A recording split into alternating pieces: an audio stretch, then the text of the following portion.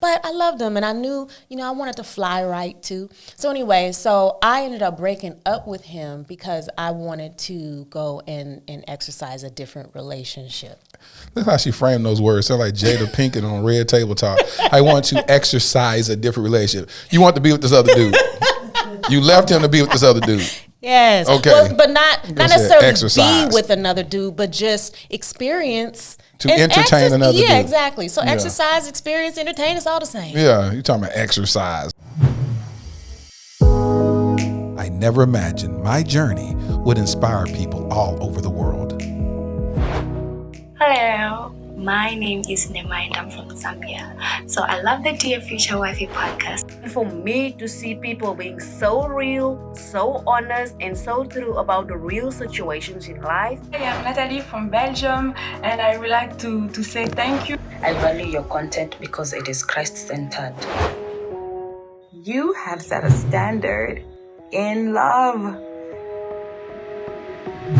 Dear Future Wifey podcast has opened my understanding. I highly recommend that everyone, whether you're single, you're married, you're divorced, you're widowed, everyone to go follow this podcast. Continue with me as I discover, uncover, and recover love.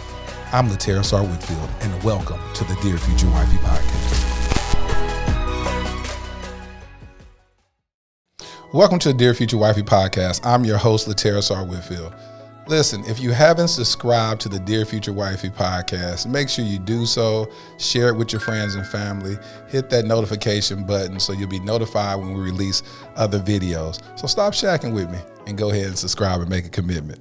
Listen, I am so excited to have today's guest on the podcast. This is my homie. She toured with me in one of my plays, Issues. We All Got 'Em.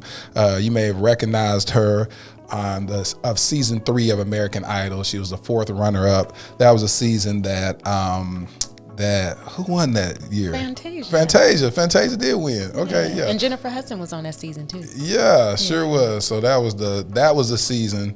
After that season, I stopped watching. That's my confession, because that's when it was extremely dope. They had some dope vocalists on that season. But she was also she toured with Color Purple.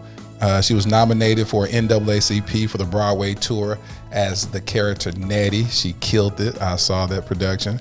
And she was also, she won an Ovation Award for the Los Angeles run of the show, but she played the character Suge Avery. So yeah, she did the doggone thing. You may have seen her in Tyler Perry's Medea on the Run. She and I reconnected when she did Redemption of a Dog, starring the infamous Snoop Doggy Dogg. She has a solo album coming out, and so make sure y'all look for that due to release this spring. Well, without further ado, welcome to the Dear Future Wifey podcast, my homie, LaToya London. Thank you. I love the applause. You should be used to it. You should be used to it, because we never get used to it. I know it. Yeah. You never want to get used to it. That's true. So, Toya. Yes. On the Dear Future Wifey podcast, we keep it lit. Mm-hmm. We live intentionally and transparently.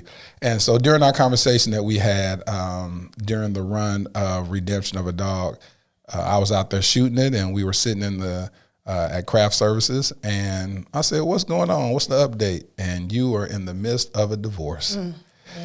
So we're going to call this episode Single Again. Mm-hmm. Single again. I get a lot of people who inbox me asking how do they navigate once been married or even been in a relationship and now enter into this interesting world of singledom and how to navigate, whether get on dating sites, all this stuff. They feel like they have been thrust into a very, uncharted waters, because singleness looks different now. So you're single again. Yep, I just wrote a song about it in my head. I don't know if y'all saw me moving. Single again. There so, it is. There it is. Don't steal that. Right? Okay, all right. We're gonna put a track to it. Yeah, I'll copyright it.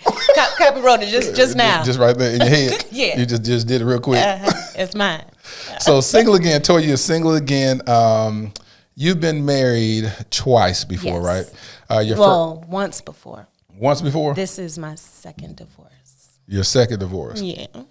So I said you've been married twice before. You said once before. Well, I didn't want to make it seem like this was my third. Well, no. This is just. It just didn't sound right. It didn't sound right. Well, I had to well, I'm sorry correct if how it sounded. That's what it is. You've been married twice, okay, and you've been divorced twice. Accept that. That's the first part of healing is to accept the fact. That's true. Okay, but can I save face? Go ahead, save face real quick. But it was 16 years in between. Okay, that's good. Yeah. That's good. That makes a lot of sense. And in your first marriage, you were at the tender age of what? 21? 22. 22. Yeah. 22 years old. Yeah. So what made you get married at such a young age? All the wrong reasons. Let me tell you. So, we were dating. Yeah. And first of all, how we got together was under the wrong circumstances, and that's one thing I want to say. When you get into a relationship, everything should be clear. Like no other relationships that are being cut off because of the new relationship and all that stuff, right?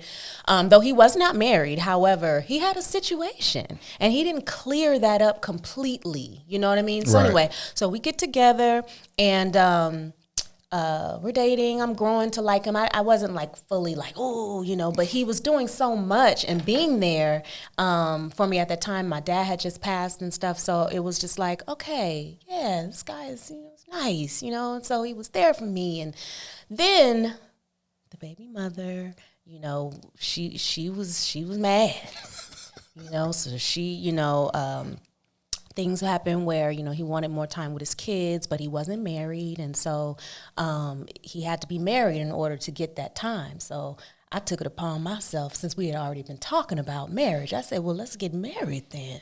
Meet me at the altar. Right. We went ahead and got married. And, so it was just under the wrong reasons. It was rushed and I was young and, the values weren't all the way there. How long did that marriage last? 2 years. 2 years. We were together 4 total. Together 4. And so you got divorced around the age of 24. 24. My daughter is embarking upon marriage at this age. And so I try to stay out of that. She asked me, do you think I'm too young to get married? And I was like, this is your journey. Yeah. Because you just don't know. Like a lot of people, especially our parents or our parents' parents, they got married at young ages and a lot of them stay married for 30, 40, 50 years or whatnot. Very true. So I try to let people walk out their own journey. I thought I was old enough to get married at 28, and I stayed married 2 weeks shy of 10 years. Okay. And so I was just about to say 2 weeks. no, that would be jacked up. I stayed married for 2 weeks. Right. But no, that'd been terrible. But they've been together since high school. Yeah. Yeah, one of those things. Went to college together. Just been building their life together during the formative years, so it's special. Yeah, I just say do the work, get counseling, make sure that you are an advocate for counseling and therapy, premarital counseling, and keep a marriage counselor on deck. Absolutely. Because as you continue to evolve and get older, that you change. That 18-year-old girl that her fiance Tay met at 17. At 17 years old, they met in middle school. Oh. They met in middle school, but I wouldn't let my daughter date until she got like in high school, like her senior year or something like that. But I think she used to sneak off and be like, I got a boyfriend. And I would find out when she was in the room crying. I was like, what's wrong? So that's why I told you shouldn't have a boyfriend. But the different stages, you do change. You exactly. evolve. So you're not going to be the same person. I hope you're not the same person when you're 30 as you were when you were 20. Right. And definitely not when you're 40 or 50. So, but if you get a purpose partner and you're able to evolve with each other and y'all growing together and risk the urge to grow apart, then you're growing healthy. Yeah. Healthy. So that's what I say. But I say, hey, that's your journey. Do what you do. Yeah. But Toya, so you 16 years later, you decide to do it again. Yes. And I'm about to say how'd that work out for you. But I already know how that was. We were together 6 years total and married 4. 6 years total and married 4. Okay. And y'all, was this somebody in the industry or? No. So you normally don't go after, or guys don't go after you guys that are in the industry? They have. But I'm the type, I don't just, get with someone just because of your status, right, that's good. who you are. So it has to be something, it just has to be a certain type of attraction, like the just unspoken, attraction, genuine, something genuine. So, yeah. And so you met him. How long did y'all know each other before y'all decided to say I do? Oh, well, I mean, we got together. We didn't, I mean, of course, when we first met, we didn't know each other before we met, but we dated for 2 years before we got married. And when you started dating him, did you already have purpose in your mind? Were you dating with purpose at the time? I was dating with purpose. I mean, during that time, I thought I, knew who I was. I was still growing, honestly, because I'm completely different now, 6 years later. And I've gone through some things that have catapulted me into self-discovery. It'll do it for you, boy. Oh, yeah. So, yeah, at that time, though, I thought, I really wanted that. I wanted, especially, after that 16-year gap of just, being by myself and dating here and there. But, yeah, I was at that age where I was ready to settle down and have a family and be someone's wife and cook and just have that white picket fence type of life. So you want kids? I do. How many kids you want? Let's see. I wanted 4 when I was younger, but now 2 will do. So 6 years ago, were you saying that y'all discussed having kids and all that stuff and said you want to have kids? Yeah, we wanted to have kids too. And you still want to have kids? Yeah. I still want to, be married one day. One day? Yeah, I would still do it again. You'll do it again? Yeah. That's interesting, and I'm proud of you. A lot of times when people go through especially painful divorces, I don't know how painful your divorce was, but any type of divorce, if you actually cared anything about the person, there's a separation and it hurts. But a lot of times we get gun shy and we go, I don't want to do that again. I don't want to. I don't want to feel that again. Yeah. But I have to commend you to be able to say, you know what? Now let me ask you this: what is the value of marriage? For me, the value of marriage is stability. It is security, safety. Yeah. And for me, I value those things. Coming home, you kind of just know what you're getting. You hope to know. Right. Yeah. If you got somebody that's consistent in your life, you know what you're walking home to, and hopefully it's a pleasant surprise. Absolutely. Yeah. So you're kind of old-fashioned in your... I am. Okay. I'm very traditional. Where did you grow up? Oakland, California. So you're from Oakland. All right. Oaktown, yeah. You from Oaktown. East Side O. So they have like really traditional beliefs, because normally the way that you come off, it seems like you're a Southern girl. I know, right? No, and so Oakland is not full of traditional beliefs. Let me tell you.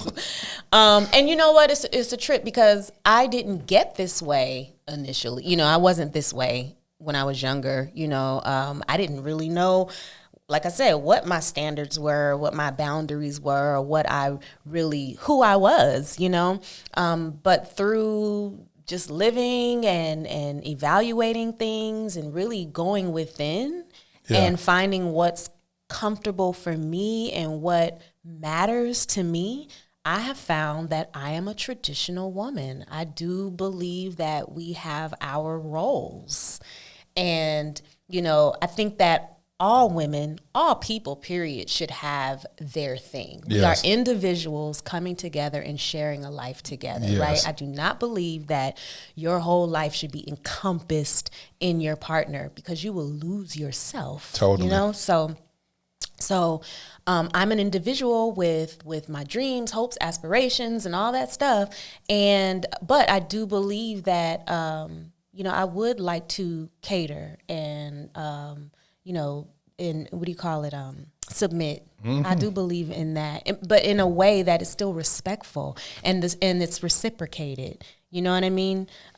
So what does submission look like? I know a lot of times in the modern day world, a lot of women shy away from that word. I believe that because men haven't used that term from a healthy perspective. Right. It's more of a subservient, slave type of way, and that's not what submission truly is. So what do you see it as? I believe that women, we have a femininity that it goes unspoken. We just have to be in our feminine space, and that is sweet. That is communicative. So being submissive is, for me, it's just, I don't know, it's just being there. It's being supportive. It's being his rock when he needs it. You know, yeah. I mean, how can I explain that? Yeah, So it what was about, like, definitely not obeying in a sense, you know, because you don't want somebody to lead you right into a ditch. You know what I'm saying? What about we look at it like from like running the quote unquote household when you say submission? I think we rule quietly, you know what I mean? And not in a way where we just keep everything inside. Absolutely not. But not from a place where I'm challenging you as a man. I'm a lion around the house. I'm hollering and I'm, you know, nagging and things like that. No, that's not how we get what we want. You know what I mean? You lead. What do they say? You catch bees with honey. Yeah. You know, and I'm not saying that this is an easy thing to do, but you just have to be mindful as a woman, especially if that's not what you're used to, or if you haven't had, you know, those examples. You know what I mean? Women of today, you know, we've been bred to be independent, to be on the same level as men and argue with them and, you know, even want to fight them. You know what I mean? Like we could beat y'all up. You know what I mean?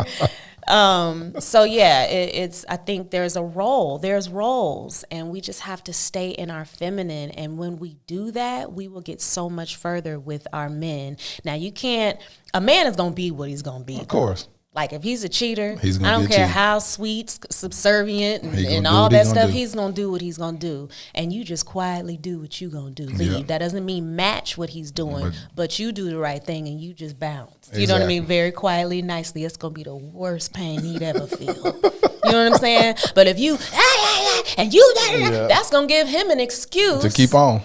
And a reason to see. That's why. Yeah, that's why I was doing what I was doing, because you don't know how to talk to me. And you know what I mean? No, don't give him no ammunition or way out. Yeah, just leave peacefully and quietly and let him sit in his mess and shoot him the deuce. Yeah. You haven't always been like this. We had a conversation where, in your younger years, you had a little savage in you. I did. And let's talk about that. I was savage. You was classy, bootsy, ratchet. Not bootsy. I'm tripping. That's such an Oakland word. It was bootsy though. That was real bootsy. Bootsy? Of me. Oh yeah. So what did bootsy Bougie, mean? ratchet. Bootsy means like whack or bootsy. What did bootsy mean? like I don't know. I don't know if like you saw some shoes that you didn't like, man, them shoes is bootsy, you know, or he hella bootsy. We always say hella, like he whack. He's you know, he's bootsy. Yeah, that's our word. Hard to explain. Yeah. So in your savage days, what happened? You shared a story with me, and I said, "Oh, wow! Can you please share that?" You was dating a guy. You was dating a guy. Oh yeah. Okay. So I broke up with someone in my savage days. Mm-hmm. Thought that I was ready for a relationship. Mm-hmm. You know, really, really loved and liked this guy. Was very infatuated. And I broke up with him because there were things that I was doing within my life that he didn't agree with, right? And so that was kind of like a disconnect, because I just, I wanted to do what I wanted to do without anybody telling me and controlling me. You know what I'm saying? So, but I loved him and I knew, I wanted to fly right too. So anyway, so I ended up breaking up with him because I wanted to go and exercise a different relationship. Look how she framed those words. Sound like Jada Pinkett on Red Table Talk. I want to exercise a different relationship. You want to be with this other dude. You left him to be with this other dude. Yes. Okay. Well, but not necessarily exercise. Be with another dude, but just experience. To entertain another dude. Yeah, exactly. So exercise, experience, entertain, it's all the same. Yeah, you're talking about exercise. Ain't never no woman says, I want to go exercise with LaToya. What is that? You want to Well, now that's a new word you can use. Yeah. Change that out with entanglement. We're going to say exercise. We're going to go exercise. We were exercising our relationship. It's crazy. Yeah. All right. And so you tried to entertain this other guy, exercise this relationship with this other guy. Yeah. And then how'd that work out? It did not. And I ended up wanting to be back with my other situation. The nerve of me. The nerve. And what you say to the other situation? The one that I was trying to leave. No, yeah. Wait, you came back to one? him. You came back to him and said what to him? Oh, I was just like, I downplayed everything. You know what I mean? But he ended up finding out. He found like something that the person bought me, and he was like, "How'd you get this?" And I'm like, "Oh, I bought it." He was like, "Yeah, Toya, you're right." And I'm like, "No, I did." And finally, I was just like, "Okay, they bought it for me." He was like, "What'd you have to do for him to buy you this?" Nothing.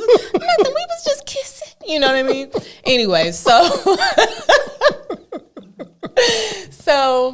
but the nerve of me, right? And so we tried to make it work. He could not get past the fact of what happened. I wanted him to hurry up and get over the hurt because I was ready to move on. You know what I mean? Just get over it. Right. So I wasn't having enough empathy for him and a patience for his time of processing it and accepting it and moving through that. You know what I mean? And so then we got to a place where he just couldn't move forward with me. And so I had to let it go. And because I really did care about him, I really did, but I just was so selfish, and I would even say, heck, I had narcissistic tendencies. You know what I'm saying? Yeah. And so he moved on, and I had to sit with, wow, like hurting him hurt me, and also I want to talk about that. Go ahead, say that. That's and good. also, I had to do some soul searching because I was like, LaToya, what is it within you that even like made you do that? And that wasn't necessarily I wouldn't say it was the first time or anything, but it was just not the first time that I had done any type of like self-sabotaging. And so I had to really go within and look in the mirror and say, what is going on with you? What is it that you're lacking? What is it that you're needing or having to be validated by? Like what's going on? And so I started to discover what it is, and it was like, and I had no counseling for this. This was just me, myself, and I. Internal. And then Are you willing to share what it was? No. That's private. Okay. She said, nope. Y'all can get some things, but y'all can't get everything. Yeah, you're gonna find out why she was broken. That's good though. Yeah. And so I knew what type of person I wanted to be. And so I prayed. It was literally a journey with me and God, and I would pray on it. I would pray, and then I would start to live like that. I chose to make the decisions, you know what I mean? In situations where I could have done this, I chose not to, and I did this. You know, I just chose to do the right things within my relationships and within my life. And then when I started to date again, I was the best girlfriend ever, but I kept meeting duds. I kept meeting guys. Your picker was off. Yeah, my pick was off. So let me tell you this real quick. People throw this word narcissism around a lot, and it's been the buzzword of 2020, it seems. Narcissism, first of all, you didn't have narcissistic tendencies because a narcissist lacks empathy. That's the number one basis of a narcissist. They lack empathy. They can stab you and not feel any remorse for it. Well, and so the fact you say you're a sociopath. That's a sociopath. No, that's the narcissist. The narcissist lack empathy. When you say stuff like, and then I begin, it hurt me to hurt him. Yeah. A narcissist would never say that. It's they don't even know. They're going to say it's your fault. By any means necessary. It's your fault why you are hurt. Right. And you're like, how's it my fault that I'm hurt? You know what I'm saying? They will blame you for everything they did to you. You the one that made me do that. Mm-hmm. You know, because you mentioned something we'll talk about shortly about the 4 Ds, which those 4 Ds, when you said that on the phone when we did our pre-interview, that's narcissistic. That's the basis of narcissists. Yes. And we're going to give people, hey, let's find an interesting way to talk about that when we do that is to actually do some little role playing. Yeah, we're gonna tap into our world of acting. Okay. But yeah, when you said that, you said I went and did some soul searching and I did all that. That is the opposite of what a narcissist would do. They take pride in winning. We had somebody in the White House, and I say had because he's about to be gone. Donald Trump is a classic narcissist. When you watch Donald Trump in interviews, you'll hear him say something and you can play back what he said and say, but Donald, you said this. He'll be like, I didn't say. You like, that was you that just said that. How can you deny what you just said? And he just will not take accountability for anything that he says. And so, first of all, I commend you for doing the soul searching, to have the empathy to say, I hurt him, and to watch what I inflict on someone else to cause them emotional hurt. Now I got to go work on me, because I don't want to leave a trail of broken hearts, behind me that I got to do. And then you did the work, internal work, that people don't understand what was the catalyst of it. And I'm glad that you're protecting that, to say, no, this is some brokenness that happened in my life that I had to go look back and say, all right, let's figure this out. And then you became better. And oftentimes people get bitter from situations and not better. And so you evolved and said, now I'm the best girlfriend you ever had. But the problem is, because you're empathetic towards people, that now you're choosing other people that you're trying to fix. Yes. Well, let me tell you something, girl. Let me tell you something. Speak. What a collection plate. Man, let me tell you something. And that's what happens, because now you're starting to see the brokenness in other people, because you recognize the brokenness in you, and now you feel subconsciously that you can heal them. Yes. And then you find yourself getting broken. Man, let me tell you something. Ooh, I see his potential. Yeah. I see, I can fix that. Oh, that really didn't, mean that. Maybe it was this. And I can love you past your own idiosyncrasies. I can love you past your pain that you've been through, and I can help you. If I love you enough, I can fix you. You believe that. You believe that your love is so powerful that you can fix people. Exactly. And the only person that possessed that love was Jesus Christ. He said, for God so loved the world that he gave.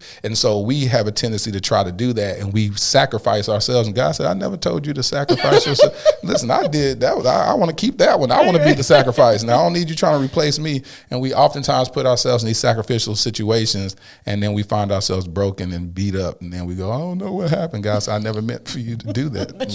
But then you said it was me. I had nothing to do with that. God brought us together. I didn't have nothing to do with that. I had nothing to do with that. I told you, wait, be patient, direct them, point them towards me, let me heal them, and you be patient enough to let me do the process. But you jumped in and you tried to be the savior. Be patient enough to let me reveal to you that this is not the one for you. There it is. You said something so profound when we were talking, catching up, and you've coined this thing called the 4 Ds. Yes. And it was so impactful to me that I would love for you to share this with our listeners and our viewers. What are the 4 Ds? The 4 Ds are defend, deflect, deny, diminish. And these 4 Ds are applicable to what? These are just characteristics of people that do one of the 4. When you come to them with some type of grievance or wanting to, express something that maybe bothered you, or that you wanted to even just, shed some light on, to try and help them to see themselves, they will either defend it, they will deflect from it, they will diminish it, or they're straight out deny it. See, I don't think people really understand it. So Toya, I know you saw me in the world as your director when we toured with Issues. We all got them. But you didn't know that prior to me being the director, I used to be an actor. So I used to do a lot of community theater here in Dallas, and was privileged to have a lot of great reviews in the Dallas Morning News about my performances as an actor. Yeah. So I'm going to go ahead and dust off my acting chops, and we're gonna go ahead and tap into this. We're going to do a little role play. So when you're dealing with a toxic relationship, these are some of the 4 things that you may see. You may deal with all 4. One of the 4 or 3 of the 4. Right. But you're going to deal with it. Mm-hmm. Which one you want to deal with first? What's the first one you said? We're going to defend. Okay. So you want to be the defender? I'll be the defender. Okay. I've been trained by the best. I dealt with somebody, but it's textbook. So here we go. This is going to be therapy for me, y'all. Okay. Babe, when you were opening the door when we were going inside the restaurant and we were arguing in the car prior to which was your fault. The whole argument was your fault. But I'm not going to even because I was trying to have a good day and then you just started arguing out the blue. I didn't even do nothing and you just. But we ain't gonna talk about that. Go ahead. Yeah, please. Okay. So in moving forward from there, when we walked into the restaurant, you literally like shut the door on me. Like the door almost hit me. I did not shut face. the door on you. I did not even shut the door on you. Yeah, babe, when you walked in, you let the door go. You didn't even look back and like have any consideration of where I was. Like I'm always trailing behind you, and that never happens. But on this particular day, when we were actually arguing prior to, which was your fault. Okay. Which was your fault. Okay, I'm not going to argue with you on that. No, but can you admit that was your fault, though? The whole argument that we had before we got to the restaurant. First of all, I'm taking you to the restaurant because I'm trying to have a good day with you. And then you start an argument out the blue about something that happened 6 months ago. Like, I can remember that stuff. And then now you're going to bring up some stuff about how we walk into the restaurant and I just, hit you with the door. I just hit you with the door. So I did that on purpose. You did all the 4Ds right now. But anyway, we can continue. Action. Did them all four. I threw them all in there. I threw deflect. I threw the mid. Straight knockout. Man. One hit a quitter. Right. So you defended yourself. You didn't do it. You deflected from it by bringing up other stuff that don't have nothing to do with that conversation. In the moment, right? You denied it, right? Mm-hmm. What I say? Because I did not do it, right? And then you diminished it, like man. You always got something to complain about. You always got something to complain about. I ain't even do nothing. Oh my God! I ain't even do nothing. It's like you can't either way. You are not validated at all. What happened in that moment? Right. Can we just deal with this? And that's where I was going to go with next. Like, okay, can we just deal with this and what I'm speaking about right now? You know what I mean? So do that. Okay. Babe, okay, I'm going to be the saint, okay? Yep. Go ahead, be the same. Okay. So you're going to try to keep me on target. Okay. Babe, I'm not, I don't want to argue about what happened, and I do want to address what happened. I mean, that is, there's validity in that. I definitely want to address that, but I just want to focus on what we're dealing with right now, and then we can talk about that. But right now, in this moment, babe, that really, it made me feel as though you were still upset and you wanted to show me how upset you were. I just felt like you shut the door in my face. All right, now I'm finna diminish it. All right. You really act like that door really hurt you, didn't? Like it just really knocked you out unconscious or something. Like it just really, it just barely probably just hit your foot or something. But you're gonna act like it just really just knocked you out or something. It almost did. Baby. Oh my God. Okay. So you need to go to the hospital. Do we need to go take you to the hospital now? Do we need to take you to the hospital? Well, obviously no, because I'm okay. But so you admit you was okay. But for my feelings, no, we ain't talking about your feelings. I'm talking about physically, because you're gonna make it seem like I'm some abuser or something. Physically, did that door hurt you? Because you said the door hit you. No, you hurt me. Oh, I hurt you. Yeah. Okay, how did I hurt you?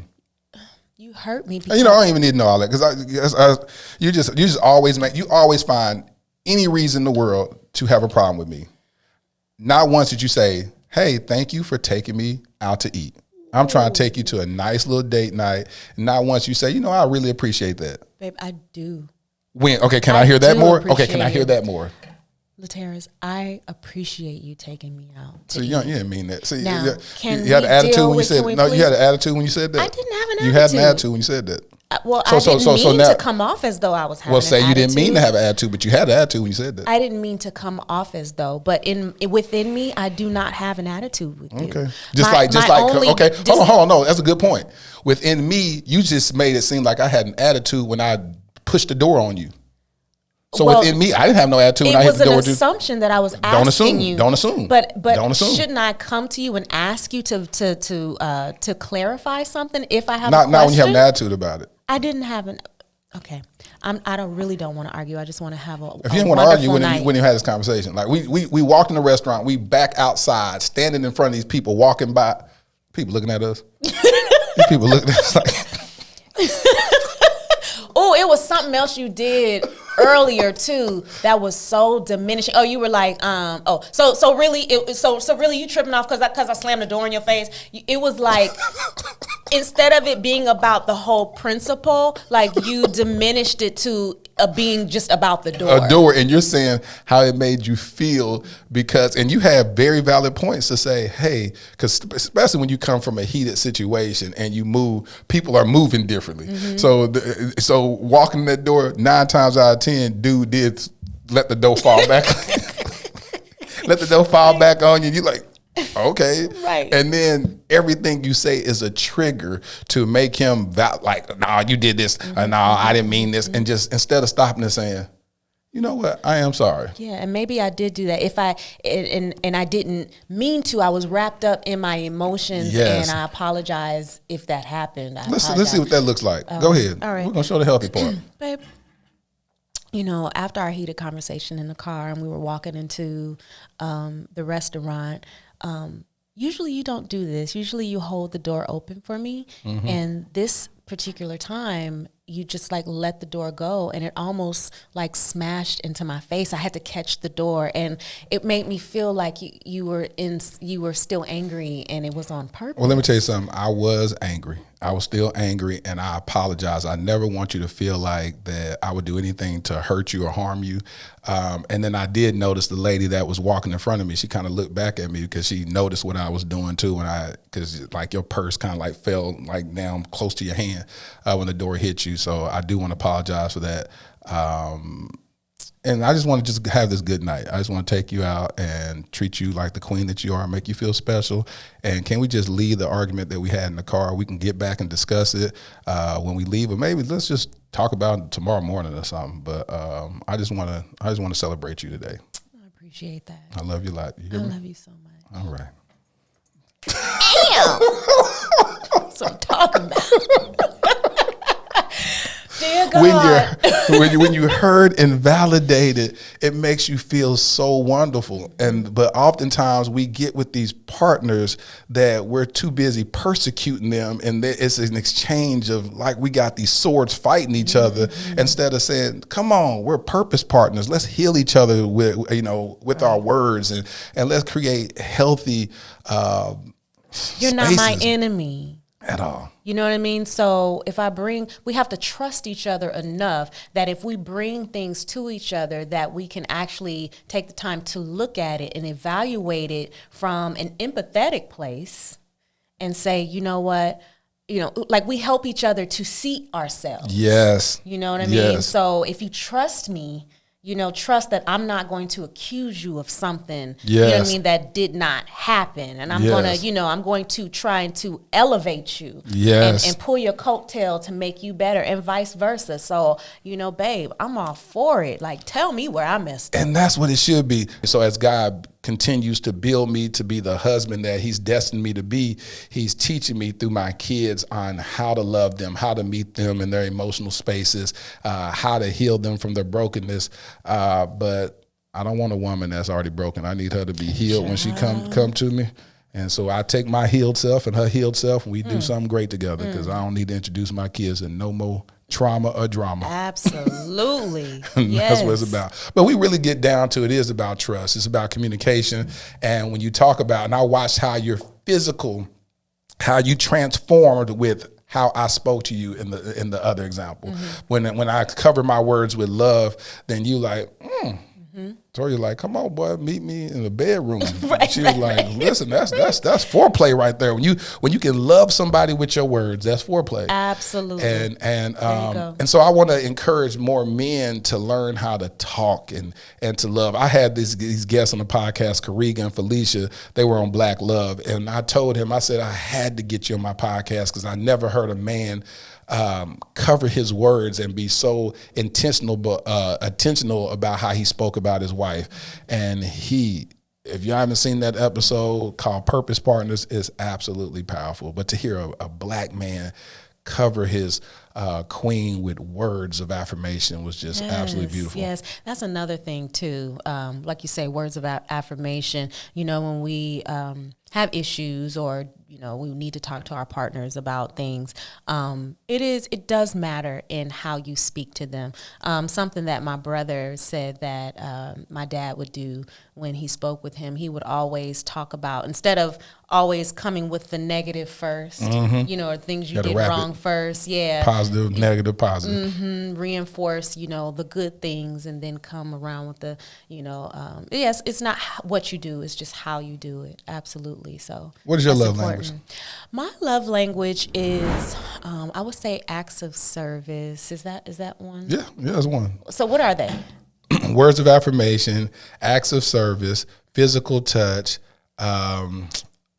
gifts, and is this a 5 love language? Yes, 5 love language.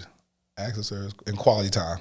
Okay, quality time, definitely, and then acts of service, which I think is quality times, kind of goes hand in hand. But well, it depends, because acts of service is like if your mate or boyfriend or whatever just came over and just mowed the yard. And you was like, oh my God, he just mowed the yard. That was a service thing. If you walked in your house and he washed the dishes and cleaned your house up, or had a maid service come over and clean up, you're like, what this was nice. And quality time is him physically being there with you, just saying, hey, my phone is on silent. I'm being totally. I don't need all that. I need the acts of service. I don't need you to be up under me all the time. You know what I mean? I mean, it's cool, but all the time, but maybe sometimes. I'm not needy like that. You know what I mean? And so, but I would love, we should want to be together, but it's not a requirement. So it's the acts of service. I saw you catching the Holy Ghost when you were just hearing acts that. of service, being there, seeing the needs of your partner and addressing them, because that's how I am as a woman. That's what I do, I know what you need before you even need it, and it's already there. Baby, where's my... but there it is. I was just, girl, you better quit playing. Or let me move this here, because I know he's gonna be looking for it later, and so I can, you know what I mean? Like, I know he's gonna be hungry, so let me just have this already. I'm a proactive thinker when it comes to my husband. That's good. Yeah. So you single again? What does that look like? Are you dating now? How long have you been divorced? I've been divorced for some months now. Actually, it took a long time for it to go through all the way because of COVID, and even before that, they were slow at the courthouse. It was in a small town that we got married, so it wasn't like a major city court situation. Yeah. That it fell through the cracks for like a whole year, and recently I was just like, I just called there, and of course I didn't get anyone on the phone. I went by there. No one was working there. So I did some emailing, and finally after a few emails, I got a response, and they just apologized. I didn't have to get a court date or anything. They just went ahead and processed everything. So about how long was that? 3 months ago, 4 months ago? Oh yeah, about 3 months ago. 3 months ago. Yeah. So it may be unrealistic to think that you're out here in these dating streets trying to. Yeah, I mean, I filed a year ago, so during that time it was just a separation. You know what I mean? So it was just finalized, About 3 months ago. Yeah, so I haven't been dating. So have you given yourself a time where you said, okay, I'm going to get along with myself for 6 months, and then, or starting the new year, I'm going to be intentional about dating, or I may enter into the dating world casually and just go out with guys, but let it be known that I'm not looking for anything seriously, or what does that look like for you? So right now, honestly, I would go out on a date with someone if I felt it was worth going out, you know what I mean? If it was someone that I felt like, okay, I wouldn't mind, getting to know this person or whatever, but it definitely would be just to get to know. It wouldn't be like with I want to get married. Yeah, I'm ready, and just let it happen organically, you know what I mean? But right now, my what I am focused on is me, like self-care, my career, doing the things that I didn't get I got to do before, but I just didn't put the energy into it, you know. So now my energy is there with, you know, I have the album coming out next spring and all the things that go along with that. You know, that's been my focus. You know, working out, getting my body right, eating healthy, you know, prayer, meditation. That's just been my focus. And really, like, through all of this whole journey, like the self-discovery, Yes. you know, who I am and what I want. And so, yeah, that's what it's been about. But I'm totally not closed off to dating. And so we'll see what happens. So, Toya, I would be remiss if I concluded this podcast without hearing your wonderful vocals. Where did you start off singing in church? I did, yeah. So let's go back to those days, and I want you to sing a worship song or some Christ-centered song. Okay. What comes to mind? A song that comes to mind is by Yolanda Adams, actually. It's Open My Heart. Oh, yeah. Okay. Yeah, go ahead. It's now. fitting. It is. All right. Alone in a room, it's just me and you. I feel so lost because I don't know what to do. Now what if I choose the wrong thing to do? I'm so afraid of disappointing you. So I need to talk to you and ask you for your guidance, especially today when my life is so cloudy. Guide me until I'm sure I open up my heart. Oh, yeah. You better sing, girl. Your little old self, you sound, man, girl. That's what people say. You so little. Like, come out of you? because I'm closing my eyes now. When I open it back up, I didn't picture you. Like, how does that happen? I'm like, I closed my eyes before you started singing, and then I opened my eyes and I'm like, that don't sound like the same person. This is crazy. You have such a classic sound. Thank you. Oh my God. Thank you, T. Man, I'm glad these people got a chance to hear LaToya London sing. Thanks. I've never listened to those words like that. Like, that's a perfect song to sing in this season of singleness. Yeah. You know, we find ourselves alone in the room with just me and God and just say, God, listen, I don't know what else to do. I don't want to disappoint you. I'm afraid of disappointing you again. And I'm afraid of disappointing myself. And so, God, one thing that I'm looking for is your direction. And I'm just going to open up my heart for you. Yeah, I'm going to wait on a word from you to tell me and show me and guide me, give me discernment on what to do, you know? Is that where you're at right now? Yes, absolutely. Absolutely. I do believe that, you know, it's okay to, if you see something, say, hey, I'm going to check that out, Yes. you know, but to actually, you know, be consumed with, I need to go find this. I need to, you know what I mean? That's when we do stumble upon what we're not looking for. So yeah, I definitely believe that. Toya, let me tell you something. I thoroughly enjoyed having you on the podcast today. Hey, y'all make sure that y'all go follow her. Where are you most active, on Instagram? Yeah, mostly.